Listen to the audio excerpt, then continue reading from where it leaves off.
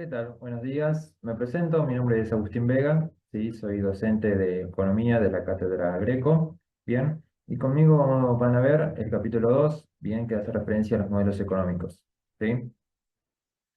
Bien, comencemos. En este capítulo, sí, vamos a ver en forma resumida, sí, o al menos a responder las preguntas, sí, de qué es un modelo económico, sí, como principal pregunta. Después, entender, bueno, a qué hacemos referencia cuando hablamos de frontera de posibilidades de producción, sí, o FPP, la diferencia de las ventajas comparativas y absolutas, las ganancias derivadas del comercio, sí, es esta idea de, bueno, cómo cuando los agentes interactúan entre sí, sí, pueden obtener ganancias a través del comercio. El flujo circular de la renta, así como el diagrama, básicamente en la parte de microeconomía quizás no vamos a verlo en mayor profundidad, ¿sí? Sí va a ser muy importante o vamos a verlo un poquitito más en detalle para la parte de macroeconomía, ¿sí? Sin embargo, bueno, dado que se menciona en este capítulo, lo vamos a nombrar o a entender a qué hace referencia este diagrama. Y por último, vamos a ver las cuestiones de diferenciar la economía positiva de la economía normativa, ¿sí? Bien, entonces, comencemos con respecto a lo que es un modelo económico. Para entender sí que es un modelo económico, primero tenemos que entender o tener una idea de a qué hacemos referencia cuando nos referimos a modelo. Un modelo en economía va a ser una representación simplificada de la realidad, ¿sí? Que sirve para entender, bueno, estas situaciones de una mejor manera. Bien, fíjense que la palabrita que está en negrita es de simplificada. ¿Por qué esa palabra va a ser muy importante para nosotros? Bueno, porque la idea de que sea simplificado un modelo ayuda a que muchas personas lo entiendan, ¿sí? De igual manera, sin estar en el tema. Bien. Por lo tanto, esto nos va a permitir explicar mucho, quizás de manera muy simple. Bien, esa es la idea de construir o armar modelos económicos, simplificar la realidad, ¿sí? De lo que ocurre, pero de forma simplificada, ¿sí? Ese va a ser como nuestro hincapié o donde vamos a apuntar y hacer mayor énfasis, ¿sí? En esa palabra o en esa descripción en particular. Por lo tanto, una vez entendido qué es un modelo, bien, vamos a profundizar, bueno, ahora a lo que nos compete, que es entender qué es un modelo económico. El modelo económico también va a ser una representación simplificada de esa realidad, a diferencia que esta misma está explicando si un proceso o fenómeno económico en el cual nos permite entender, bueno, qué pasaría si yo modifico alguna, en este caso en particular, una de las variables, y cómo se comporta el resto, ¿sí? Eso va a ser la importancia de entender para qué sirve un modelo económico. La idea es representar esa realidad, ¿sí? Explicada a través de un proceso o fenómeno económico, que a su vez este fenómeno, ¿sí? Nos va a demostrar, bueno, qué pasaría cuando yo altero alguna de las variables y cómo reaccionan las restantes, ¿sí? Bien, vamos con un caso, ¿sí? En particular, que es el de la frontera de posibilidades de producción. La frontera de posibilidades de producción es un modelo económico, ¿sí? Que justamente representa la realidad de una manera muy especial, que es de manera simplificada, ¿sí?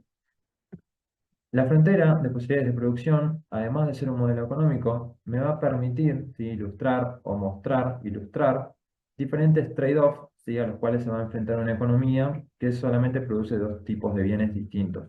Bien, además de mostrarme estos trade-offs, ¿sí? Que ahora vamos a profundizar a qué hago referencia con esa palabra, me permite también representar como las cantidades máximas, ¿sí? Van a ser posibles para este agente al momento de producir uno de esos dos bienes sin producir nada del otro. Bien. La traducción sí que más se asemeja al español castellano, sí, esta palabrita de trade-off en inglés, es la idea de compensaciones, ¿sí? Es decir, yo si quiero producir más de un bien, ¿sí? Esa compensación se va a tener que ver reflejada de alguna manera. Es decir, si yo estoy queriendo obtener más de algo, ¿sí? Necesariamente voy a tener que renunciar a la cantidad de otra cosa, ¿sí? O al tiempo o a la dedicación de otras cosas. Por lo tanto, eso es lo que vamos a denominar trade-off en economía, ¿sí? Vayamos a un ejemplo que nombra el libro de Krugman, ¿sí? O aquel que leyó el libro de Náufrago, ¿sí? O mejor dicho, si no vio o no leyó el libro, habrá visto alguna vez quizás la película de Tom Hanks, ¿sí? Protagonizada, que es la misma historia, ¿sí? Básicamente de forma de película. Sin embargo, aquel que no la haya visto, si no haya leído el libro, ese, ese, esa historia lo que cuenta básicamente es que una persona sí se encuentra varada en una isla luego de tener un accidente en la cual se encuentra solo, ¿sí? Y necesita subsistir y sobrevivir. Por lo tanto, imaginemos con un ejemplo que esta persona sí solamente produce dos tipos de bienes, ¿sí? En esa isla, que es la de producir cocos o pescar peces, ¿sí? Son las únicas dos actividades que puede hacer dentro de la isla. Por lo tanto, si yo quisiese graficar, ¿sí? Este modelo justamente económico, voy a ver que en un lapso de 24 horas, ¿sí? Haciendo un estudio, imaginen que yo veo la vida que hace Tom en un día entero, ¿sí? Y tiene diferentes posibilidades de poder producir, en este caso, peces y cocos. Si él se dedica de lleno a la producción de peces, ¿sí? En 24 horas puede pescar 40 unidades. Ahora, si él se dedica a la producción de solamente cocos, ¿sí? Puede producir 30 unidades en un lapso de 24 horas. Sin embargo, él también puede producir, ¿sí? Diferentes combinaciones, que son aquellos puntos que se encuentran sobre la curva de frontera de posibilidades de producción, que justamente estos casos que se encuentran por el medio, ¿sí? Sin contar los extremos, son combinaciones posibles de ambos bienes. Bien. Una situación que podría elegir, en este caso Tom, es de producir, bueno, en lugar de producir 30 cocos y 0 unidades de peces, o 40 peces y 0 unidades de cocos, puede elegir un punto intermedio o un punto que se encuentre no en los extremos, ¿sí? Como puede ser la situación del punto A. Fíjense que en la situación del punto A, él puede producir 20 unidades de peces y 25 unidades de cocos en un lapso de 24 horas. Así también puede elegir otra combinación posible, que es la de combinar 20 unidades de cocos y 30 unidades de peces, ¿sí? Esa puede ser la situación del punto B. Por lo tanto, esos puntos en particular, como el A y el B, que puede ser uno de todos los puntos que se pueden encontrar sobre la frontera de posibilidades de producción, es lo que vamos a denominar como puntos factibles y eficientes, ¿sí? Esos van a ser dos conceptos claves que nos van a ayudar a entender cómo clasificar a una situación, ¿sí? O a una posibilidad de producción que se encuentre en la frontera de posibilidades de producción. Bien, vayamos al primer concepto, que es el de factibilidad o algo que es alcanzable, se va a decir. Algo que sea alcanzable o factible, ¿sí? Es aquella situación en la que vos podés llegar de alguna manera a producir esa combinación de ambos bienes, ¿sí? Esa es básicamente la definición de factibilidad o algo que es alcanzable. Así que yo puedo llegar a esa combinación de ambos bienes, en este caso de peces y de cocos, ¿sí? ¿Qué hace referencia al concepto de eficiencia? El concepto de eficiencia sí se va a definir en base a un economista, así que se llamaba Pareto, bien, en el cual se va a decir que, bueno, vamos a ver el concepto de eficiencia en sentido de Pareto. Sí, es muy común que escuchen quizás el concepto de eficiencia en sentido de Pareto porque es el que más se utiliza o es el economista que mayormente pudo definir de alguna manera a qué es algo eficiente, ¿sí? Entonces, en un principio va a ser un poquitito tedioso, sí, o complicado de entender esta definición o este concepto en particular. Sin embargo, créanme que cuando veamos ahora un contraejemplo se va a entender y va a quedar un poquitito más claro. Entonces, algo que es eficiente, ¿sí? Siguiendo a rajatabla la definición de Pareto, se va a decir que es aquella situación en la que no es posible mejorar la situación de algún agente sin empeorar la del resto, ¿sí? Esa es la definición estricta según Pareto. Entonces, algo que es eficiente va a ser aquella situación en la que no es posible mejorar sin empeorar el resto, ¿sí? Dejémoslo por ahí, por un momento, esta definición, ¿sí? En suspenso. Ahora vayamos con un contraejemplo, ¿bien? Y se va a entender, créanme, la definición de Pareto. Imaginen que me encuentro en un punto que va a ser con la intersección del punto C, ¿sí? Que es de 20 unidades, 20 cocos. Ahora, este punto en particular, ¿sí? Si queremos clasificarlo en cuanto al concepto de eficiencia o algo que es factible, ¿sí? Ese punto en particular va a ser factible pero no eficiente. ¿Bien? ¿Por qué es factible? Porque si volvemos a la definición de factibilidad o algo que es alcanzable, dijimos que es aquella situación que es posible llegar, ¿sí? O combinar la producción de ambos bienes, en este caso de peces y de cocos. Por lo tanto, yo la cantidad de 20 peces, 20 cocos, puedo llegar, ¿sí? Puedo producir esa combinación de ambos bienes porque dijimos que en un lapso de 24 horas yo podría llegar al punto A o al punto B. Entonces, ¿y acá dónde vamos al concepto de eficiencia de vuelta? El punto C no es eficiente justamente porque rompe la definición de eficiencia. Es decir, eficiencia va a ser aquella situación en la que no es posible mejorar sin empeorar el resto. Ahora, vayamos a una situación como ejemplo del punto C. Si yo quisiese moverme, ¿sí?, hacia el punto A, la respuesta a la pregunta sería, ¿es posible mejorar la situación sin empeorar el resto? Sí, esa es la pregunta que se tiene que hacer para entender mejor el concepto de eficiencia. Si la respuesta es sí, en cuanto a mejora, es porque la situación no era eficiente. Vamos de vuelta. Si yo quiero pasar del punto C al punto A, bien, la pregunta que me tengo que hacer ¿es posible mejorar mi situación? Si la respuesta es sí, esta situación no es eficiente. Si la respuesta es no, estoy en un punto eficiente. Entonces, siguiendo el ejemplo de pasar del punto C al punto A, fíjense que si yo quisiese incrementar en 5 unidades de cocos, en este caso, no estaría perjudicándome en cantidad de peces. Fíjense que de pasar del punto C hacia el punto A, estoy incrementando en 5 unidades la cantidad de cocos, pero no estoy reduciendo mi cantidad de peces. Por lo tanto, estoy mejorando mi situación y no estaría empeorando en cuanto a la cantidad de peces que yo producía del punto C al punto A. ¿Bien? Por lo tanto, como yo puedo mejorar mi situación del punto C hacia un punto A o hacia un punto B, esta situación no es eficiente, justamente porque existe esa mejora sin empeorar el resto, en este caso sin empeorar la producción del otro bien. ¿Sí? Ahora fíjense con el contraejemplo.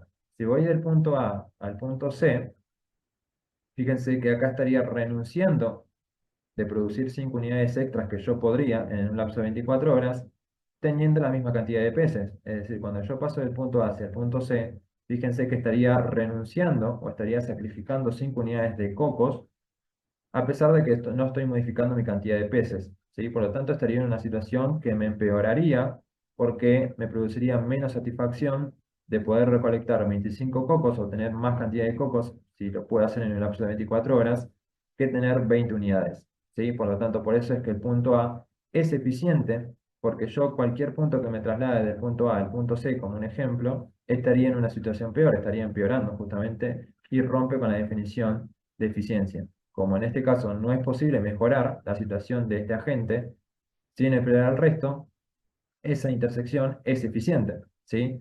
Fíjense que podrían hacer lo mismo ustedes, si esto se lo dejo como tarea o cualquier cosa lo preguntan en clases, pero fíjense que ustedes pueden hacer el mismo juego, ¿sí? De alguna manera, de pasar del punto C hacia el punto A, ¿bien?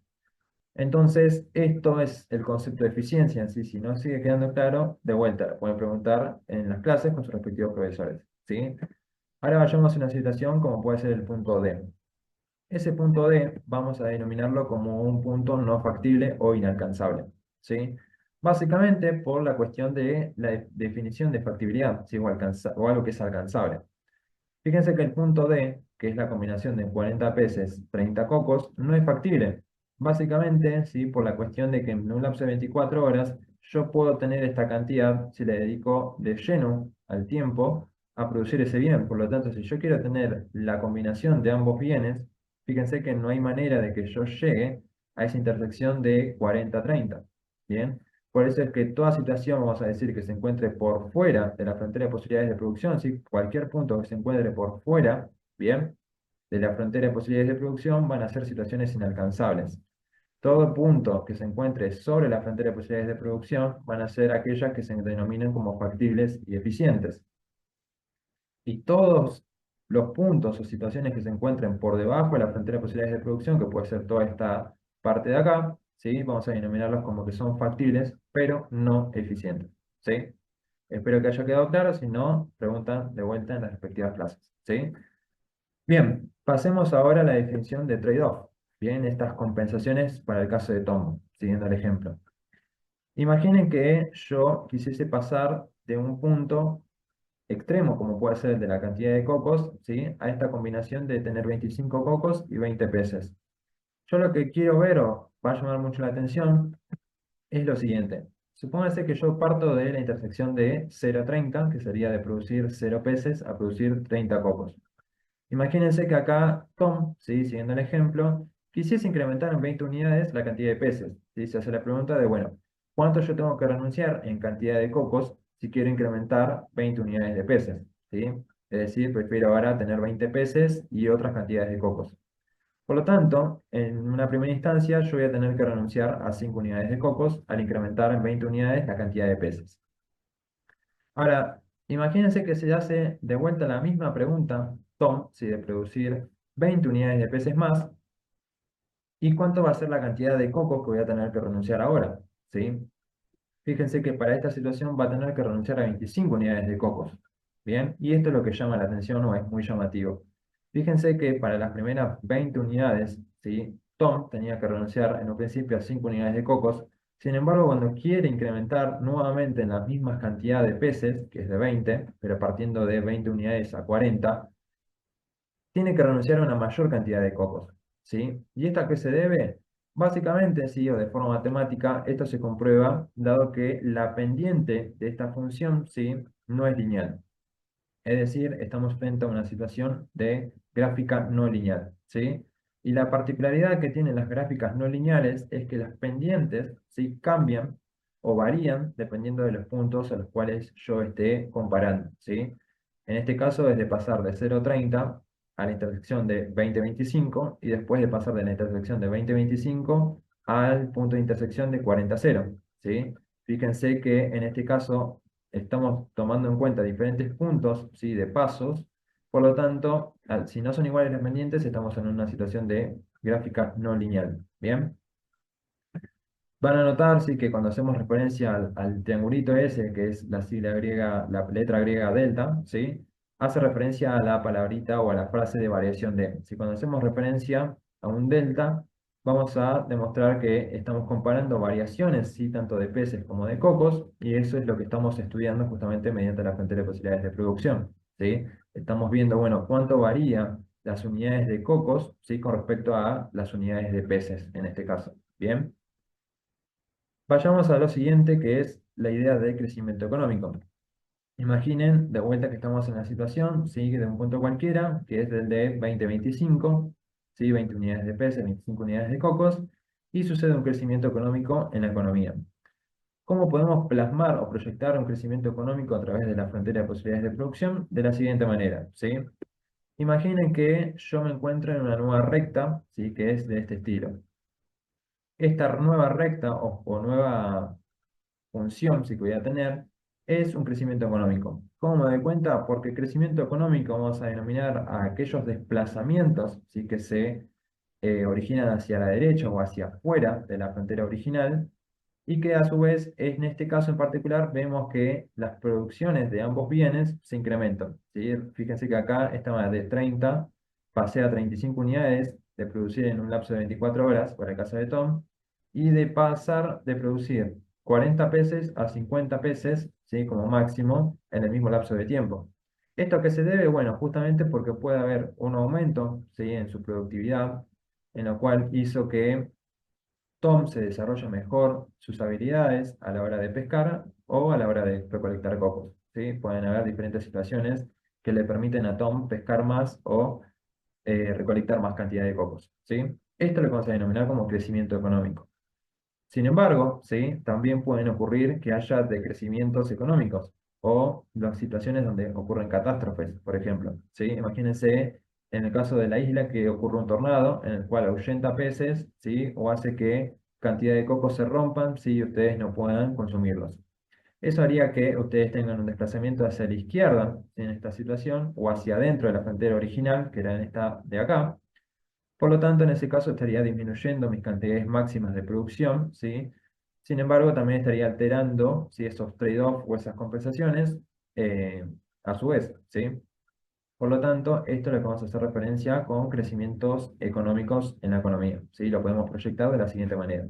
Bien, fíjense que si yo a este punto E, que era una combinación que antes era inalcanzable, ahora, dado que ocurre un crecimiento económico, este punto pasa a ser factible y eficiente, ¿sí?